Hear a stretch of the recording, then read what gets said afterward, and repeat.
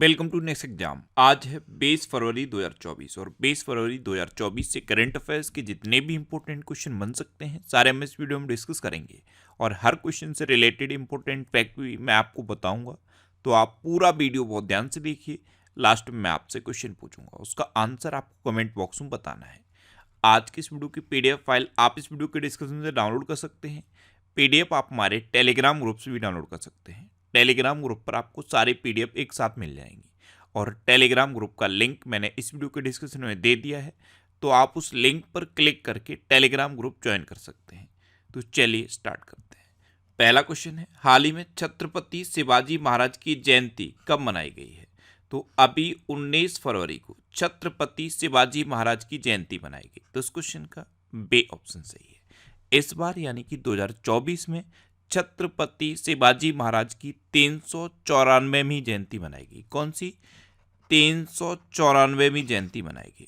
अच्छा, छत्रपति शिवाजी महाराज का जन्म 1623 में हुआ था और शिवाजी महाराज का बचपन में नाम शिवाजी भोसले था। 16 वर्ष की उम्र में इन्होंने तोरण के किले पर कब्जा कर लिया था। तो ये एक महान मराठा शासक थे। इनकी जयंती 19 फरवरी को मनाई गई है और कौन से नंबर की जयंती मनाई गई है? 394वीं नंबर की। अच्छा, अभी 1 फरवरी को भारतीय तटरक्षक दिवस यानी कि इंडियन कोस्ट गार्ड डे मनाया गया। 2 फरवरी को विश्व आर्द्र भूमि दिवस यानी कि वर्ल्ड वेटलैंड्स डे मनाया गया। 4 फरवरी को अंतर्राष्ट्रीय मानव बंधुत्व दिवस और विश्व कैंसर दिवस मनाया गया।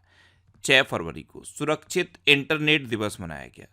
7 फरवरी को राष्ट्रीय HIV एड्स जागरूकता दिवस मनाया गया। 10 फरवरी को विश्व दलहन दिवस और राष्ट्रीय कृमि मुक्ति दिवस मनाया गया।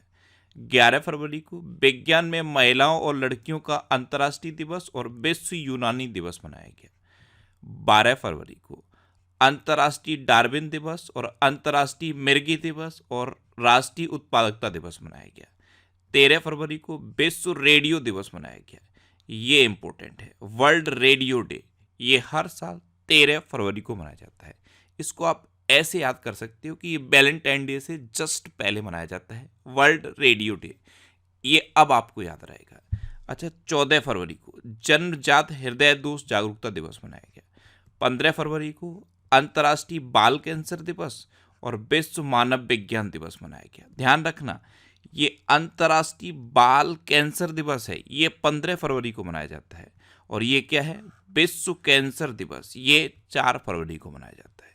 ये कन्फ्यूजन होता है जब आप एग्जाम हॉल में बैठे होते हो, उस टाइम कन्फ्यूजन होता है, तो इसलिए आप इन्हें लिंक कर लिया करो कि 4 फरवरी को तो वर्ल्ड कैंसर डे मनाया जाता है और 15 फरवरी को अंतर्राष्ट्रीय बाल कैंसर दिवस मनाया जाता है। 17 फरवरी को विश्व पर्यटन लचीलापन दिवस मनाया गया और 18 फरवरी को विश्व व्हेल दिवस मनाया गया। तो फरवरी में अब तक इतने इंपॉर्टेंट डे मनाए गए हैं। यहाँ पे मैं आपको बता दूँ, एक तो ये इंपॉर्टेंट है विश्व कैंसर दिवस और एक ये इंपॉर्टेंट है विश्व रेडियो दिवस। ये 2 सबसे ज़्यादा इंपॉर्टेंट है पूरे फरवरी में। ये दोनों आपको विशेष रूप से याद रखने हैं। अच्छा, आज की इस वीडियो का हम टारगेट रखते हैं 40,000 लाइक का। तो अगर ये वीडियो आपको अच्छा लगता है, हेल्पफुल लगता है, तब आप इस वीडियो को लाइक और शेयर जरूर किया करो। और मैं आपको भी बोलता हूँ, डेली मॉर्निंग में उठकर सबसे पहले अपने लिए एक टारगेट फिक्स करो। चाहे छोटा सा ही टारगेट फिक्स करो, लेकिन डेली मॉर्निंग में उठकर सबसे पहले अपने लिए एक टारगेट फिक्स करो और फिर अपना पूरा दिन उस टारगेट को अचीव करने में लगा दो। आपकी लाइफ ऑटोमेटिकली अच्छी हो जाएगी। नेक्स्ट क्वेश्चन है, हाल ही में किसने 77वें वाफ्टा अवार्ड्स 2024 में सर्वश्रेष्ठ फिल्म का अवार्ड जीता है? तो ये ओपेनहाइमर ने जीता। तो इस क्वेश्चन का सी ऑप्शन सही है। ये एक फिल्म है ओपेनहाइमर। इसने 77वें वाफ्टा अवार्ड्स में सर्वश्रेष्ठ फिल्म का अवार्ड जीता। अब वाफ्टा, इसकी फुल फॉर्म याद रखनी है। वाफ्टा की फुल फॉर्म क्या होती है?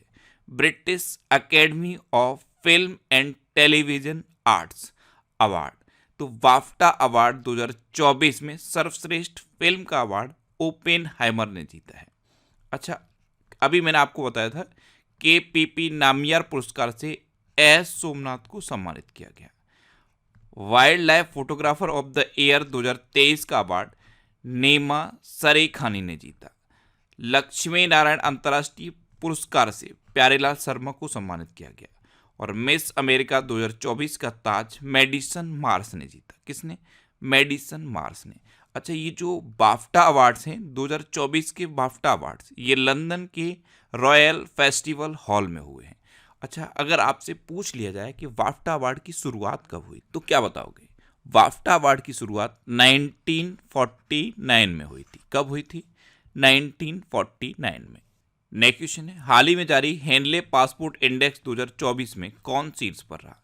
तो हेनले पासपोर्ट इंडेक्स 2024 जारी कर दिया गया है और इसमें फ्रांस टॉप पर रहा है। तो इस क्वेश्चन का बे ऑप्शन सही है। अब हेनले पासपोर्ट इंडेक्स में टॉप पर रहने का क्या मतलब होता है? इसका मतलब ये है कि अगर आपके पास फ्रांस का पासपोर्ट है तो आप दुनिया के सबसे ज़्यादा देशों में बिना वीजा के जा सकते हो। तो अगर फ्रांस का पासपोर्ट किसी के पास है तो वो दुनिया के 194 देशों में बिना वीजा के जा सकता है। तो इस बार के हेनले पासपोर्ट इंडेक्स में फ्रांस टॉप पर रहा है। फ्रांस के साथ जर्मनी, जापान, इटली, सिंगापुर और स्पेन ये भी टॉप पर हैं। अच्छा, इस बार के हेनले पासपोर्ट इंडेक्स में अपना देश भारत कौन से नंबर पे है? तो अपना देश भारत 85 में नंबर पे है।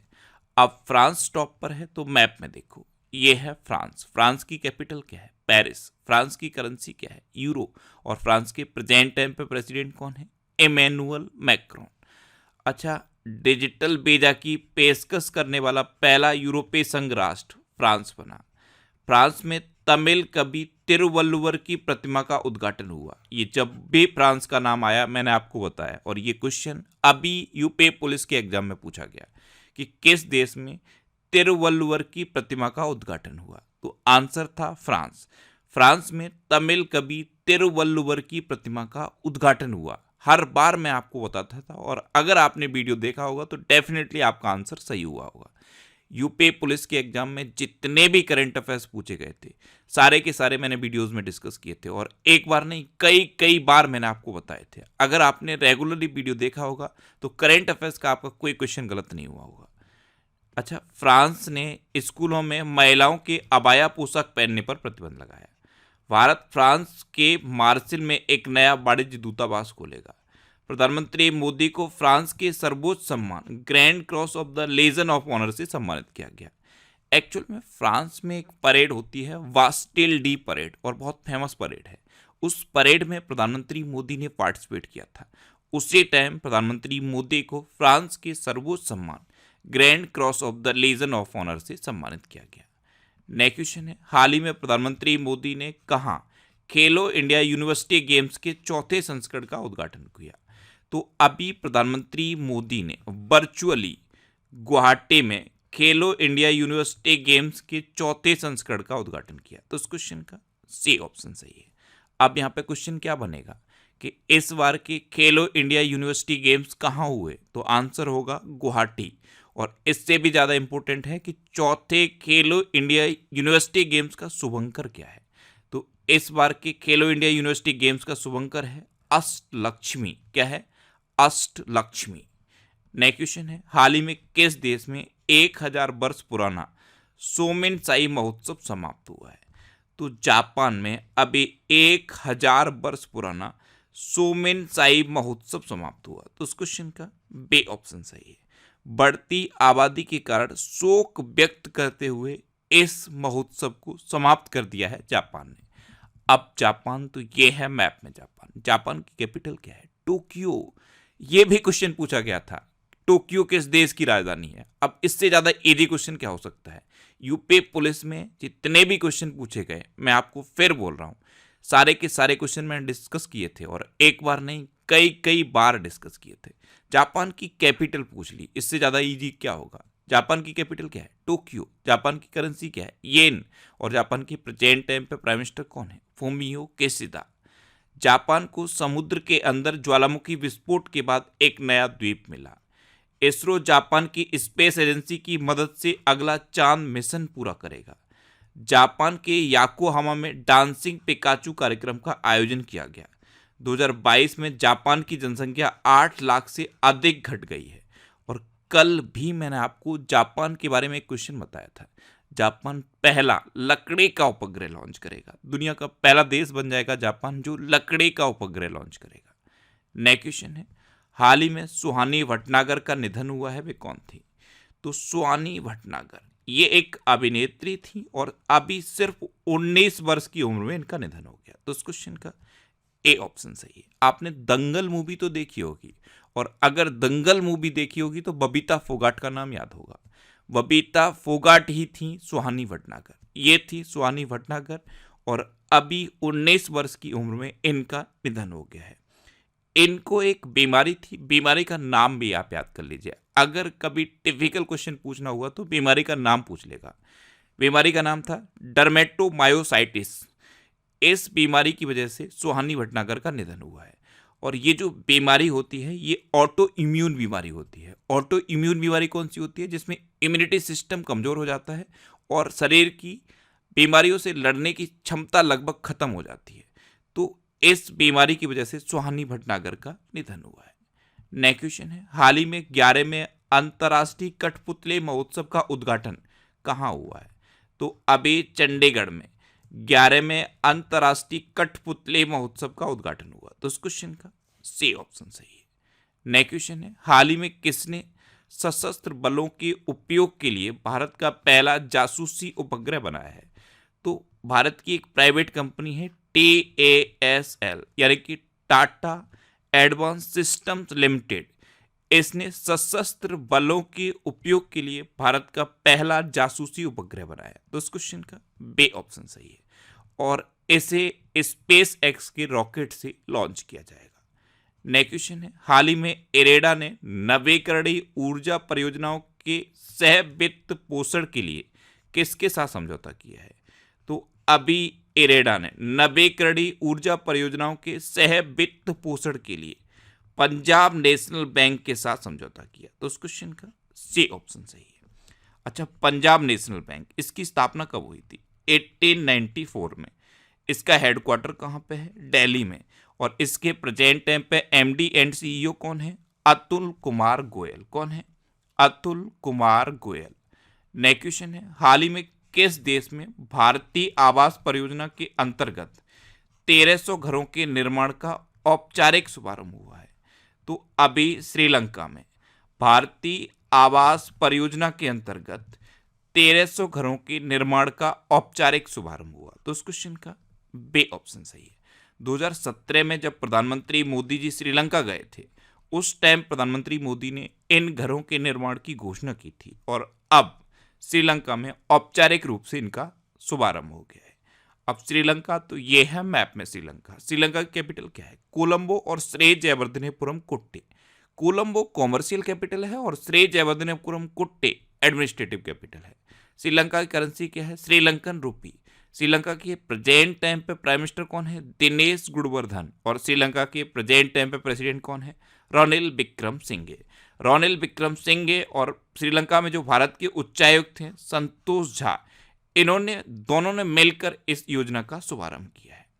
नेक्स्ट क्वेश्चन है, हाल ही में कौन राज्य AB बुनियादी ढांचे के विकास में अग्रणी बनकर उभरा है? तो अभी कर्नाटक AB बुनियादी ढांचे के विकास में अग्रणी बनकर उभरा। तो इस क्वेश्चन का ए ऑप्शन सही है। यानी कि इलेक्ट्रिक व्हीकल के सबसे ज्यादा सार्वजनिक चार्जिंग स्टेशन कर्नाटक में डेवलप हुए हैं। तो AB बुनियादी ढांचे के विकास में अग्रणी राज्य बनकर उभरा है कर्नाटक। अब कर्नाटक उभरा है तो ये है मैप में कर्नाटक। कर्नाटक की कैपिटल क्या है? बेंगलोर। कर्नाटक की चीफ मिनिस्टर कौन है? सिद्धारमैया। और कर्नाटक के गवर्नर कौन है? थावर चंद्र गहलोत। अच्छा, अभी सुत्तूर यात्रा महोत्सव 2024 कर्नाटक के मैसूर में हुआ। भारत ने स्वदेशी high speed flying wing UAV का सफल परीक्षण कर्नाटक में किया। रक्षा रमैया को कर्नाटक की टेबल टेनिस एसोसिएशन का अध्यक्ष चुना गया।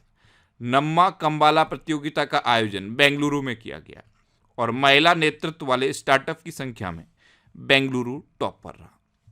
अच्छा, कर्नाटक में बांदीपुर, अंसी, नगरहोल, बनरकट्टा और कुद्रेमुखा नेशनल पार्क हैं। ये कर्नाटक के इंपोर्टेंट नेशनल पार्क हैं। कर्नाटक के 2 डांस फेमस हैं, यक्षगढ़ और डोलू कुनीता।